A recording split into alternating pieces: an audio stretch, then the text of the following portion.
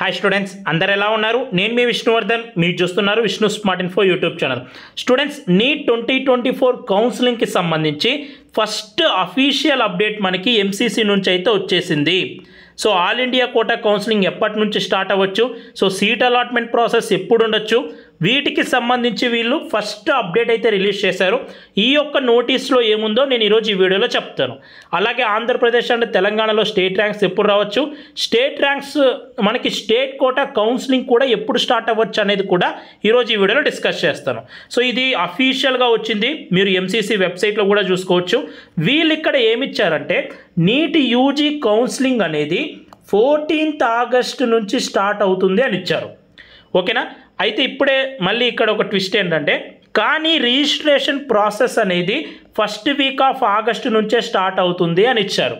మనకి first registration process ఉంటుంది, ఆ తర్వాత చాయిస్ ఫిల్లింగ్ ఉంటుంది. అంటే కాలేజెస్ అనేవి పెట్టుకోవాలి, మీకు ఏ కాలేజెస్ పెట్టుకోవాలో ఆర్డర్లో పెట్టుకోవాలి.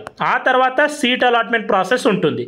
అయితే ఫస్ట్ ఈ రిజిస్ట్రేషన్ ప్రాసెస్ అనేది ఎప్పుడు స్టార్ట్ చేస్తాము అంటున్నారంటే ఫస్ట్ వీక్ ఆఫ్ ఆగస్టు నుంచి ఈ రిజిస్ట్రేషన్ ప్రాసెస్ అనేది స్టార్ట్ చేస్తాము అని అంటున్నారు.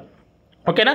సో ఆ తర్వాత మనకి చాయిస్ ఫిల్లింగ్ అవన్నీ ఎప్పుడు ఉంటాయి అనేది మనకి వాళ్ళ అఫీషియల్గా షెడ్యూల్ వచ్చినప్పుడు తెలుస్తుంది.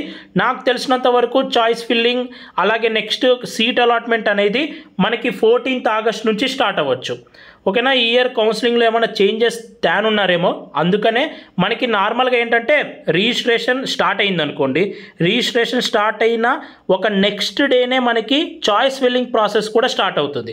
కానీ వీళ్ళు ఇప్పుడు ఇక్కడ రిజిస్ట్రేషన్ ఏమో ఆగస్ట్ ఫస్ట్ వీక్ అంటున్నారు, మనకి చాయిస్ మళ్ళీ కౌన్సిలింగ్ ఏమో 14th ఆగస్ట్ అంటున్నారు.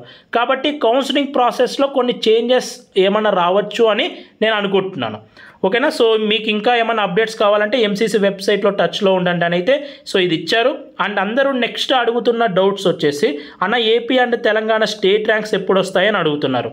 అంటే స్టేట్ ర్యాంక్స్ అంటే నథింగ్ బట్ ఏపీలో ఎంతమంది క్వాలిఫై అయ్యారు, తెలంగాణలో ఎంతమంది క్వాలిఫై అయ్యారు అని డిస్ప్లే లిస్ట్ రిలీజ్ చేస్తారు. సో ఈ డేటా అనేది మనకి ఎంసీసీ వాళ్ళు స్టేట్స్కి పంపిస్తే స్టేట్లో కూడా కౌన్సిలింగ్ ప్రాసెస్ అనేది స్టార్ట్ చేస్తారు.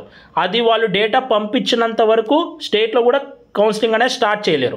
సో ఇప్పుడు నా దగ్గర ఉన్న లేటెస్ట్ ఇన్ఫర్మేషన్ ప్రకారం 2 to 3 డేస్లో ఈ డేటా అనేది స్టేట్స్కి పంపిస్తారు అని అయితే సో నేను విన్నాను. సో ఒక 2 to 3 డేస్లో మనకి స్టేట్ ర్యాంక్స్ కూడా రావచ్చు.